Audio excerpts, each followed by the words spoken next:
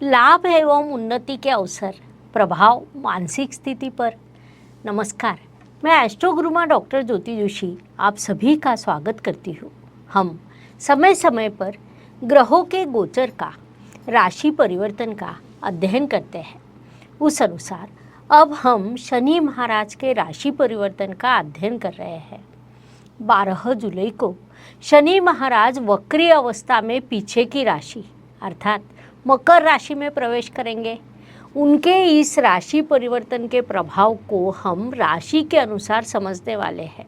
साथ ही वीडियो के अंत में इस अवधि में करने वाले विशेष उपाय मैं आपको बताऊंगी। वीडियो अंत तक देखें।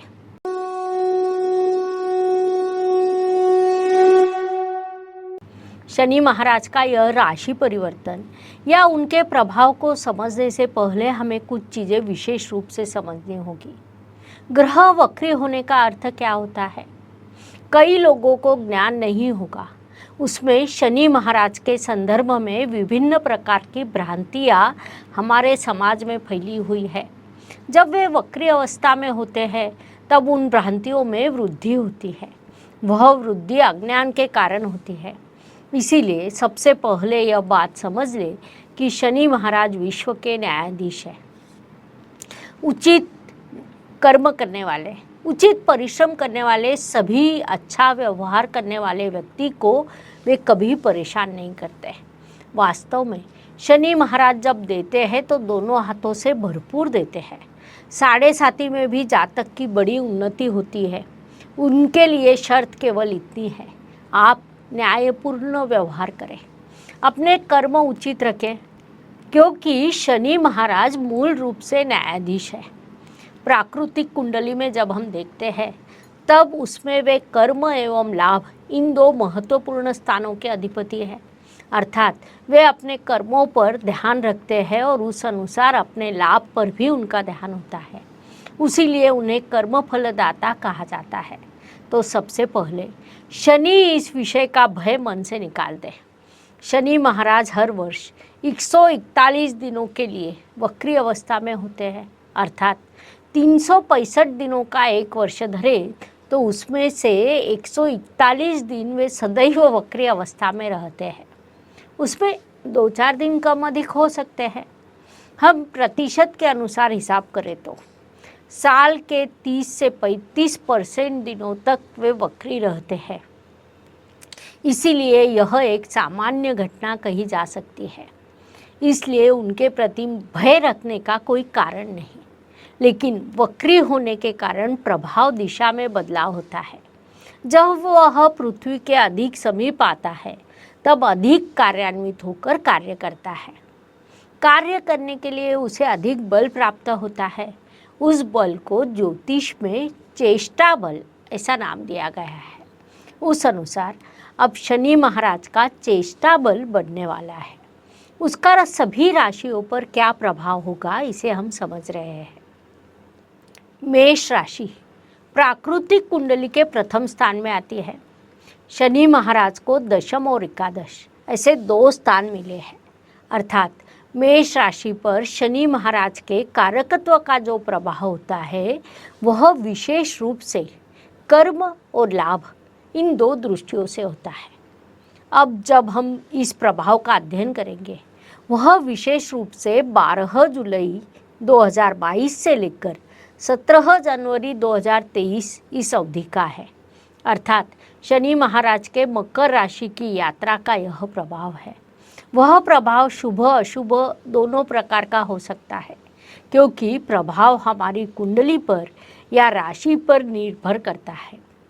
उस अनुसार शनि महाराज के प्रभाव या परिणामों की तीव्रता 10 सितंबर से 2 अक्टूबर काल में अधिक रहेगी। अर्थात इस समय काल में उनके तीव्र परिणाम प्राप्त होंगे। वह परिणाम शुभ अशुभ दोनों प्रकार के हो सकते हैं। सार्वत्रिक दृष्टि से विचार करें तो प्राकृतिक आपत्ति, कृत्रिम संकट, संघर्ष की स्थिति निर्माण होना, शांति का भंग होना, ऐसे प्रश्न निर्माण हो सकते हैं। अर्थात यह प्रश्न क्या सभी और एक समान होंगे? तो ऐसा कतई नहीं होता। शहर, राज्य, देश के अनुसार उसमें बदलाव होगा। लेकिन इन सभी चीज़ों की तीव्रता बढ़ना, यह विषय 10 सितंबर से 2 अक्टूबर इस समय काल में निश्चित होगा। Please like, share and subscribe the channel. और हाँ, बेल आइकॉन दबाना ना भूलें। धन्यवाद। मेष राशि की दृष्टि से विचार करें तो मध्यकाल आपके लिए सुंदर था। शनि महाराज धनिष्ठा नक्षत्र में और मेष राशि के लाभ स्थान में विराजमान थे। हमें पता है कि लाभ स्थान में आने वाला हर ग्रह हमारे कारकत्व के अनुसार लाभ प्रदान करने के लिए वहाँ आता है, जिसका आपको निश्चित रूप से लाभ मिला। परिणाम स्वरूप गत कुछ वर्षों में आपने जो संघर्ष किया वह अप्रत्याशित रूप से कम हुआ था। शनि महाराज ने आपको कई चीज़ों में कई शुभ फल दिए। व्यवसाय में, नौकरी में लाभ दिया। अब वे पुनश्च वक्री होकर मकर राशि में प्रवेश करेंगे। तब वे आपके लिए पुनश्च थोड़े प्रश्न, समस्या निर्माण करेंगे।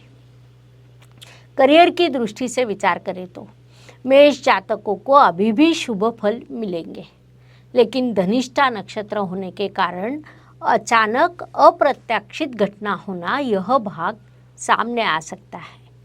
फिर भी मेष जातकों के लिए उन्नति के अवसर निर्माण होंगे।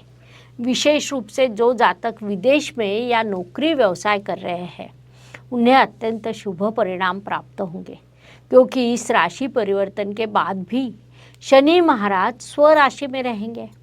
ज्योतिष नियमों के अनुसार शनि महाराज को तृतीय, सप्तम और दशम 3 दृष्टियाँ होती है। उन दृष्टियों का कुंडली पर और जातक के जीवन पर प्रभाव पड़ता है। स्वराशि के शनि महाराज की तृतीय दृष्टि आपके व्यय स्थान पर रहेगी। वहाँ गुरु महाराज विराजमान है, वे आपके भाग्येश है।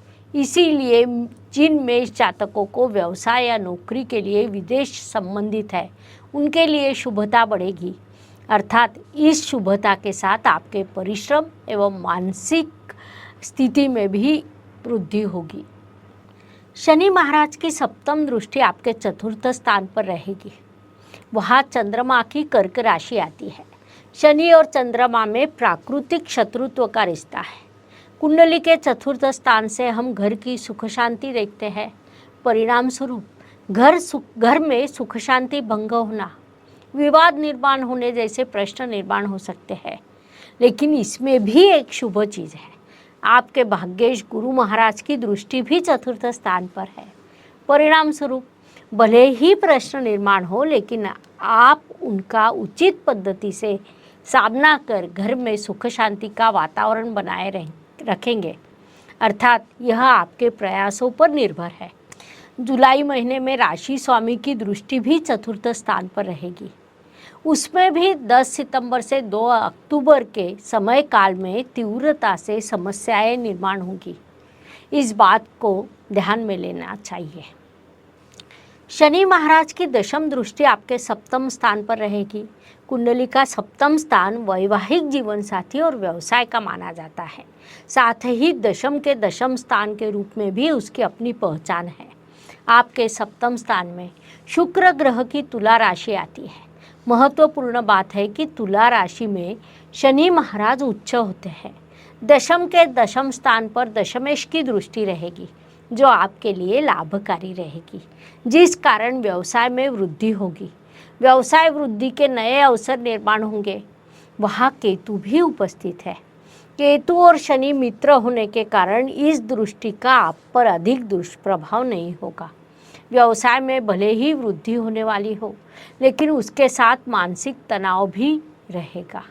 उससे आपकी मुक्ति हो नहीं सकती। यह मेरी बातें आपको एक दूसरे के विरुद्ध लग सकती है, वास्तव में एक दूसरे के विरुद्ध है, क्योंकि आपकी राशि पर वैसे ही प्रभाव होगा। जब परिस्थिति का आप सूक्ष्मता से अध्ययन करेंगे तो उससे सत्यता की अनुभूति होगी।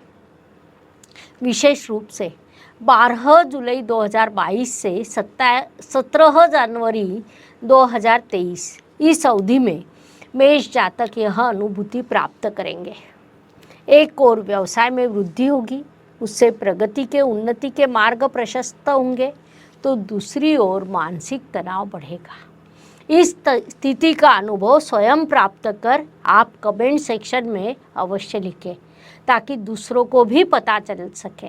कुल मिलाकर शनि महाराज का यह गोचर मेष राशि के लिए थोड़ा संघर्षदायक है, साथ ही उचित कर्म कर ऐसा सुझाव देने वाला रहेगा, क्योंकि शनि महाराज लाभ स्थान से पुनश्च कर्म स्थान में प्रवेश करेंगे।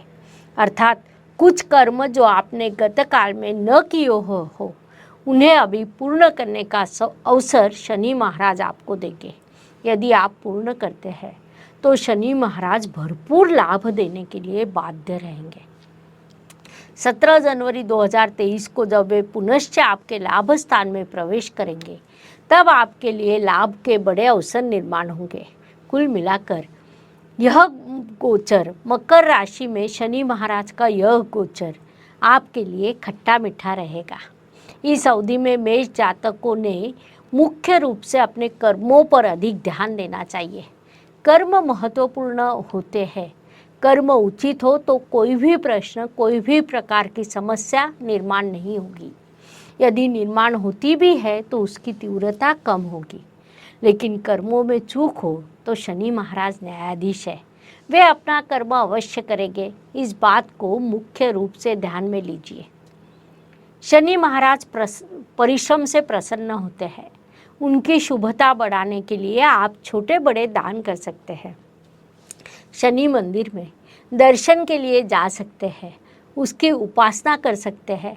अत्यंत सरलता से करने योग्य इन उपायों को आप अवश्य करें ताकि शनि महाराज के इस वक्री काल के आपको शुभ फल प्राप्त हो। इस प्रकार मेष से लेकर मीन राशि तक हर राशि के प्रभाव समझने के लिए हम 12 वीडियो आपके इस चैनल पर अपलोड करेंगे। अपनी राशि का खुद देखिए, दोस्तों रिश्तेदारों को उनके राशि का शेयर कीजिए, लाइक करना ना भूलें। धन्यवाद। शुभम भवतु। जय ज्योतिष। Please like, share and subscribe the channel और हाँ, बेल आइकॉन दबाना ना भूलें। धन्यवाद।